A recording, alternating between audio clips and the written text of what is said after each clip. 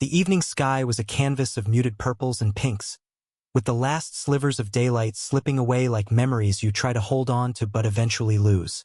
The city, usually alive with noise, seemed quieter now, as if the world itself was holding its breath, waiting for something. The faint scent of rain hung in the air, a promise of something new. In the heart of this quiet city stood a hospital, its white walls bathed in the soft glow of the setting sun, the smell of antiseptic mixing with the earthy scent of the approaching storm.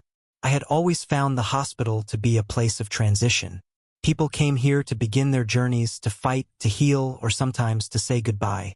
I was one of the many doctors who walked its sterile halls every day, facing life and death, living in the liminal space between hope and despair. But I had long since stopped feeling the weight of it all. Life was a series of cases, names, and charts, nothing more, nothing less. It was easier that way. My name is Alaric Winters, a name that feels as cold and distant as the person I had become. I was never meant to stay close to anyone. Not after what had happened, not after all the loss.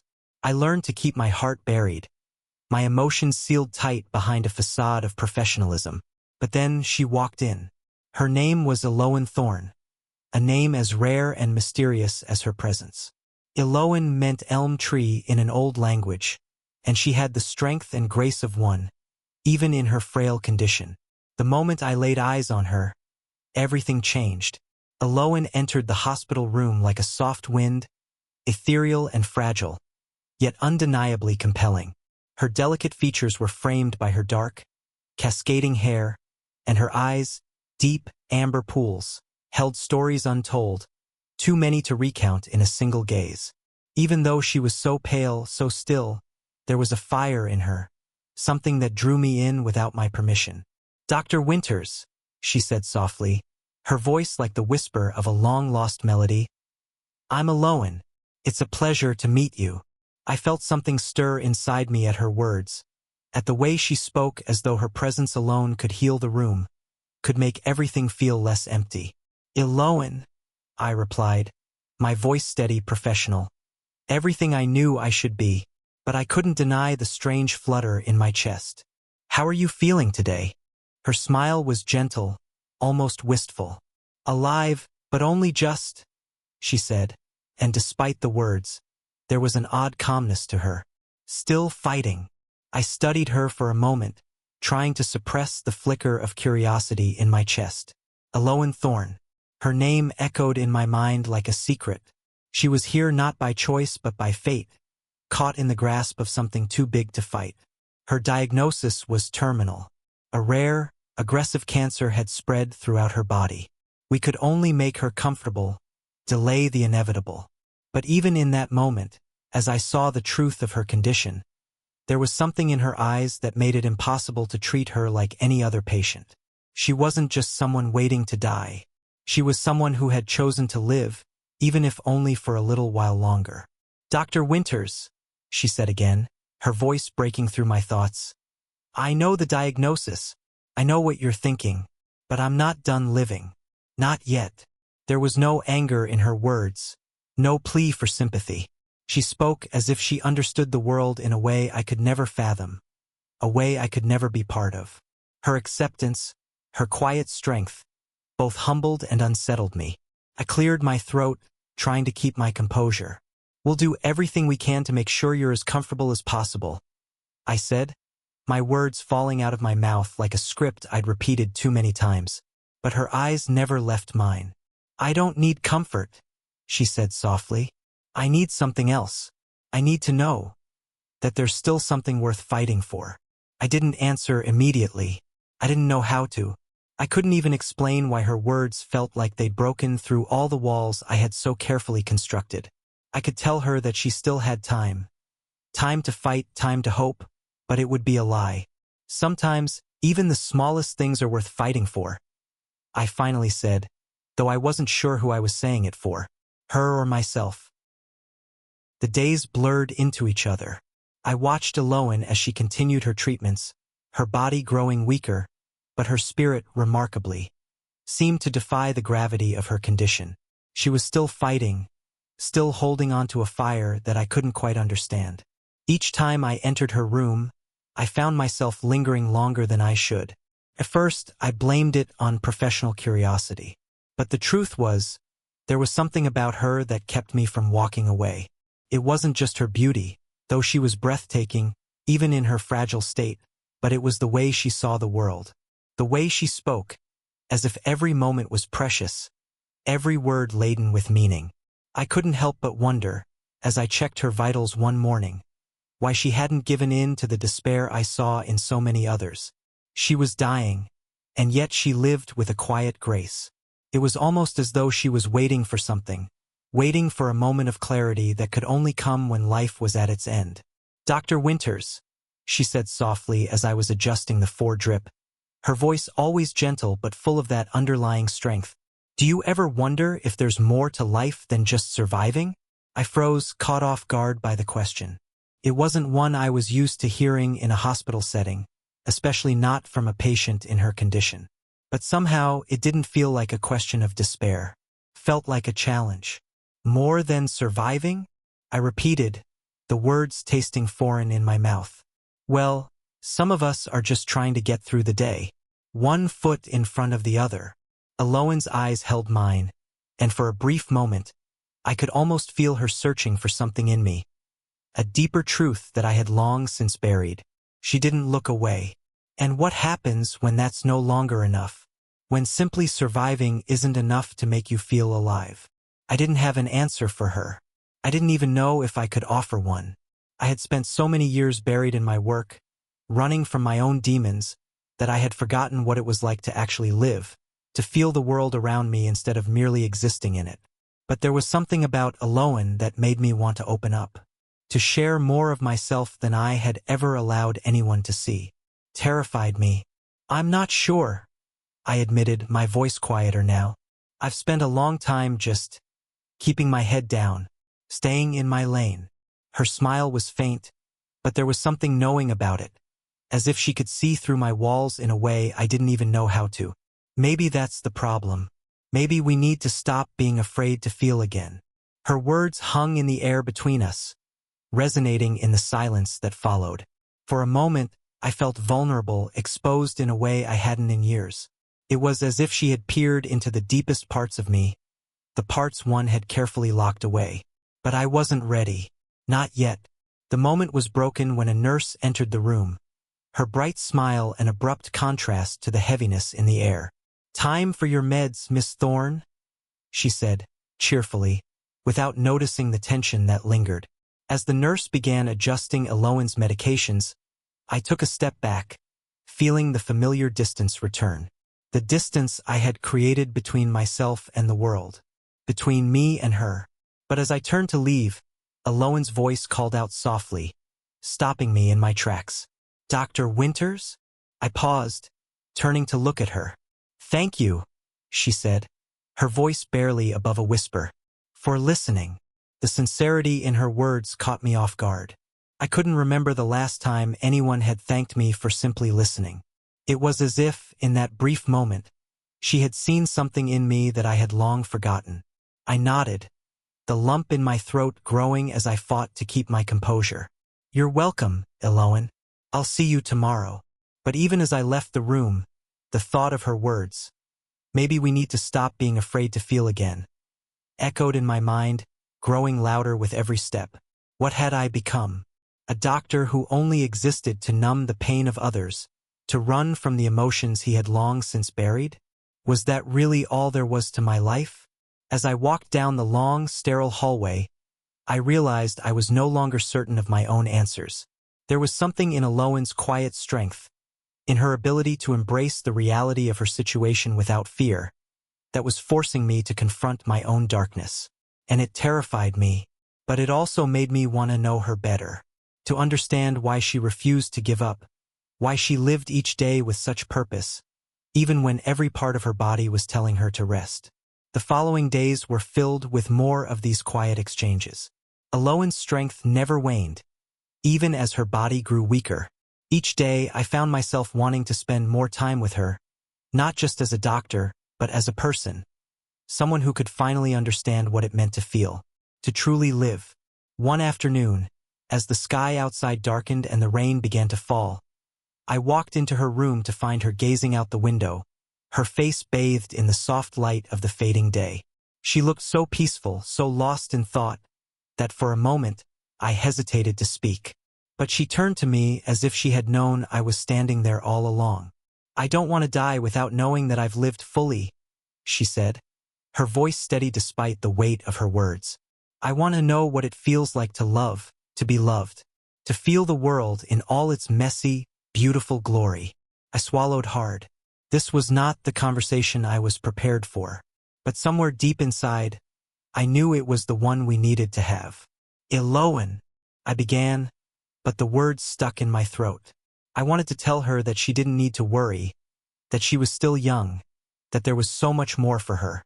But the truth was, I didn't know if I could promise her that. What I did know, however, was that she had made me realize something. She had made me remember that life wasn't just about surviving. It was about feeling, about embracing the moments that matter. And now, with her in front of me, I wasn't sure I wanted to live without feeling either. The hospital had become a different world for me. It wasn't just the endless corridors or the faint scent of antiseptic in the air. It was the weight of every conversation, every glance, every word shared with Elowen. She had done something to me, something I couldn't explain.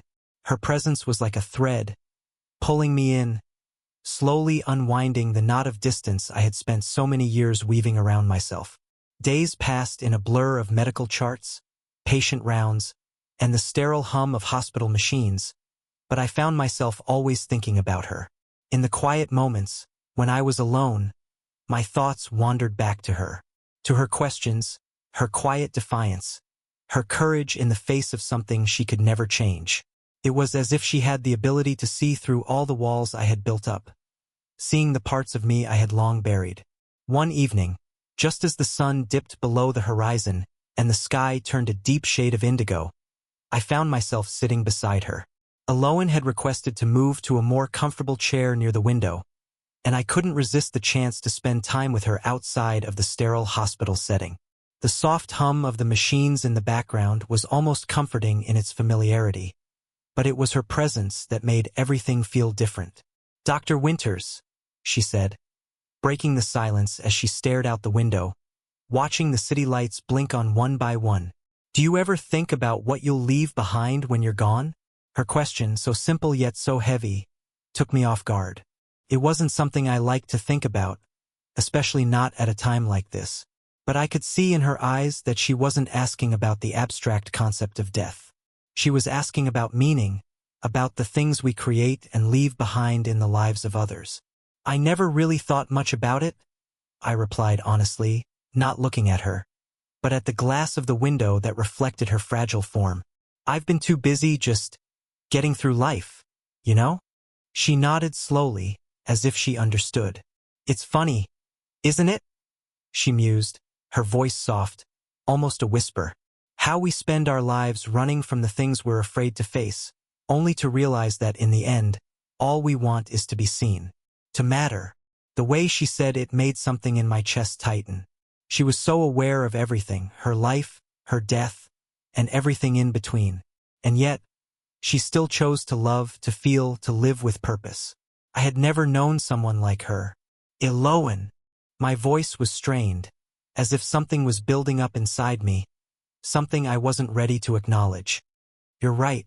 We're so focused on surviving that we forget how to live." She looked at me then, her amber eyes catching mine with a quiet intensity that took my breath away. "I'm not afraid of dying, Alaric," she said, her words piercing through the layers I had built around myself. "I'm afraid of not living before I go." The silence that followed was thick, laden with an emotion I couldn't name. I could feel the weight of her words pressing down on me, forcing me to confront the very thing I had spent so long running from. The fact that I, too, had been just existing, burying myself in my work, hiding from the parts of me that had once felt alive. "You're not alone in this," I found myself saying, my voice steady, though my hands shook. "I'm here. You don't have to face it alone." She smiled, a small, sad smile that held a world of understanding. "I know," she said, But you're not just here for me, Alaric. You're here because you're afraid, too. Her words stung. I wanted to deny it, wanted to say that I wasn't afraid of anything. But deep down, I knew she was right. I had spent years hiding from my own pain, from the grief of losing someone I had loved, losing my own purpose. But the truth was, I was afraid. Afraid of feeling, afraid of losing more, afraid of what loving her might do to me. I'm not sure what I'm doing, I admitted, my voice barely above a whisper. But when I'm with you, I don't feel so lost anymore. Elowen reached out, her hand gentle but steady.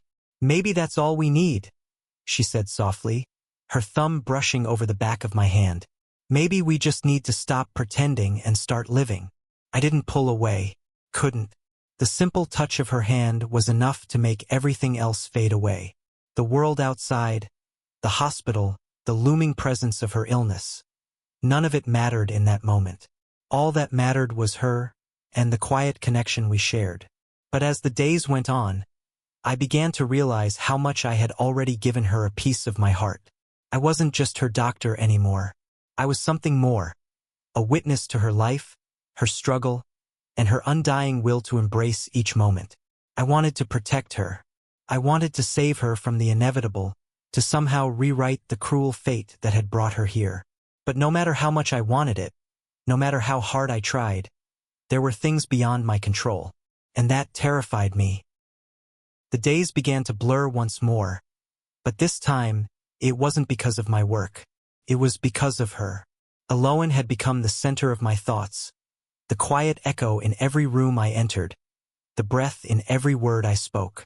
I no longer walked through the sterile hallways of the hospital merely as a doctor. I walked as someone changed, someone who felt every ounce of emotion that Elowen had so fearlessly shared with me. But even as I let myself feel, there was a truth I couldn't escape. She was dying. It wasn't a vague idea, an abstract concept I could push to the back of my mind. No, it was there, looming, undeniable. Every time I entered her room, I was reminded of it. The pallor of her skin, the slow, almost imperceptible way her breathing would catch. I saw it in the way her once vibrant eyes would flicker with a sadness she never spoke of, as though she knew the inevitable was drawing nearer with each passing day. One evening, as the sun dipped below the horizon, I entered her room with the usual sense of quiet determination.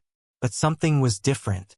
There was a tension in the air, a palpable sense of unease that made the hair on the back of my neck rise. Elowen was sitting in her chair by the window as usual, but she wasn't gazing out at the city skyline this time. Instead, her eyes were closed, her face turned away from me. The soft rhythm of her breath seemed faint, too faint. I rushed to her side, my heart pounding in my chest. Elowen? My voice was frantic, a stark contrast to my usual calm. Elowen, are you all right? She slowly turned her head, the faintest of smiles tugging at her lips. But there was something in her eyes that sent a chill down my spine. A knowing, a quiet acceptance. I'm fine, Alaric, she said softly. Just tired. I couldn't help but notice how weak her voice sounded, how the words barely escaped her lips. Something in me wanted to reach out, to pull her into my arms and promise her that everything would be all right. But I knew I couldn't. I couldn't promise her anything. Please don't say that, I replied, trying to keep my voice steady, though it betrayed the fear gnawing at my insides. You're not fine. You. She held up her hand, silencing me. I'm not afraid, Alaric, she said, her eyes steady on mine. I've made peace with it. Her words cut through me like a knife, and for a moment, I couldn't breathe. I had always known this day would come, but hearing her speak of it so calmly, so serenely, made it feel all the more real. The truth I had been running from, her inevitable death, was no longer something I could ignore. You don't have to be, I said, my voice cracking, betraying the deep emotion I had kept hidden. I won't let you face this alone. She looked at me, her gaze softening. You already are, Alaric, and so am I. I'm not alone, not really. Not anymore. There was a tenderness in her words that made me falter, made me wonder if I had ever truly understood what it meant to be alive, to feel fully. Here was a woman who, despite knowing her time was limited, chose to live each moment with grace, with an acceptance I couldn't even begin to comprehend. But as much as I wanted to be there for her, to ease her pain, I felt like I was losing her, slowly, inexorably, and I wasn't sure if I could stand it. Days turned into nights, and I spent more and more time at her side. Each visit seemed to bring a new, small sign of her declining health. The doctors kept telling me that her body was giving up, that the treatments were no longer working. But Elowen never complained. She never spoke of fear or regret. She only spoke of things that mattered. Her dreams, her hopes, the things she had wanted to do but never could. One evening, as the rain beat against the window pane, Elowen and I sat in silence. I had just finished checking her vitals, but instead of leaving, I stayed. It was as if something was holding me there, as if I couldn't bear to walk away. "Alaric," she whispered, her voice faint but still strong. "Do you remember the first time we talked?" I smiled at the memory, though it was bittersweet now. "You asked me if I thought there was more to life than surviving," I replied, my voice soft. She nodded slowly, her eyes half closed, as if savoring the memory. "And you told me you weren't sure, but you wanted to believe there was more." I paused, taking a slow breath. "I do want to believe that, more than anything." She reached out, her hand weak but steady, grasping mine with a quiet force. "Then live, Alaric. Don't waste the time you have left. Don't waste it on fear." Her words hit me with the force of a wave, drowning out everything else. Fear. That was what had kept me at arm's length for so long. Fear of getting too close, fear of losing more. But now, with her hand in mine, I realized how wrong I had been, how much I had let slip away while I hid behind my professional distance. "I will," I whispered, my voice hoarse. "I promise." But even as I made that promise, something inside me knew that this wasn't just about her. It was about me, about all the years I had spent running from the parts of myself I didn't want to face. She smiled, a soft, contented smile that made my heart ache. "Good, because life isn't about surviving, Alaric. It's about living, in whatever way we can." And with that, I knew that I had learned something I could never unlearn. The air in the hospital room felt thick, almost suffocating. I sat by Elowen's side, watching the rhythmic rise and fall of her chest, feeling the inevitable weight of her condition pressing down on both of us. The delicate beeping of the heart monitor, once a reassuring sound, now seemed like a constant reminder of time slipping away. It was no longer a question of if, but when. Elowen had grown quieter in recent days, her energy waning. The spark that had once burned so brightly in her eyes was now flickering like a candle in the wind.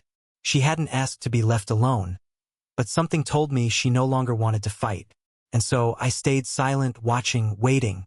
As a doctor, I knew the signs. As a man, I felt the deep ache of helplessness that surged through me. "Alaric," she whispered one evening, her voice barely audible. I leaned in, my heart skipping a beat. "I'm here." Her fingers, weak but deliberate, reached for my hand, gripping it with surprising strength. "I want to tell you something," she said, her eyes meeting mine, a steady gaze despite the fragility of her body. I nodded, squeezing her hand gently. "Anything, Elowen. You know that." She smiled, though it was tinged with sadness. "You've changed me, Alaric, in ways I never thought possible." I shook my head, swallowing the lump in my throat. "You've changed me too. You've shown me what it means to truly live, to stop hiding from the things that scare me." "I never wanted you to hide," she whispered, her voice trembling. "I wanted you to live, to feel everything." A heavy silence fell between us, and for a moment, I was lost in the weight of her words. Everything I had built up, every wall, every defense, felt insignificant now. In the face of her courage, my own fears seemed small. She had given me something priceless, the courage to face my own heart, to stop running from it. "I'm sorry I couldn't give you more time," I said, my voice breaking. "I wish I could have done something, anything." Her eyes softened, and she shook her head gently. You've already given me everything I needed, Alaric. Your presence, your love, it's all I've ever wanted. I swallowed hard, my emotions threatening to overwhelm me. I love you, Elowen. I never thought I would feel this way again. I didn't know I could. She squeezed my hand once more, her smile barely a shadow of its former brightness. I love you too. I always have. And I don't want you to be sad. You've made my last days worth living, Alaric. I closed my eyes, letting the tears fall freely now. There was no point in holding back anymore. I knew this was it, the end of a journey that had started so unexpectedly. And yet, it felt like we had lived an entire lifetime in these fleeting moments. I don't want to say goodbye, I whispered, my voice barely a breath. I don't think I ever could. Elowen's fingers tightened one last time on my hand, her eyes locking with mine in a silent promise. You don't have to. I'll always be with you. In your heart. In your soul. You'll carry me, Alaric. And in that way, I'll never truly be gone. I kissed her hand, the warmth of her skin lingering in my memory as I held it against my cheek. You'll never be forgotten, Elowen. I promise. Her breathing grew more shallow, and I could feel her slipping away, her body finally surrendering to the illness that had claimed so much from her. But there was no fear in her eyes now, only peace. And then, with one last breath, Elowen was gone. I sat there, alone, in the stillness of the room, as the machines beeped quietly in the background. Her absence was immediate, a void that seemed to swallow the entire space. I could hardly bring myself to move, to accept what had just happened. My heart was heavy, and yet, there was a strange sense of calm too. Elowen had taught me something no one else ever could. That love wasn't about time or promises or even forever. It was about being present. It was about feeling every second, every laugh, every tear. It was about giving yourself completely to another person, even knowing that one day you would have to say goodbye. And as I sat in the silence of her room, I realized that I had truly lived these past months. Not as a doctor, not as a man in control, but as someone who had learned to feel. To open his heart to someone, to love in a way that didn't require certainty or guarantees. I had lost her, but in losing her I had found myself.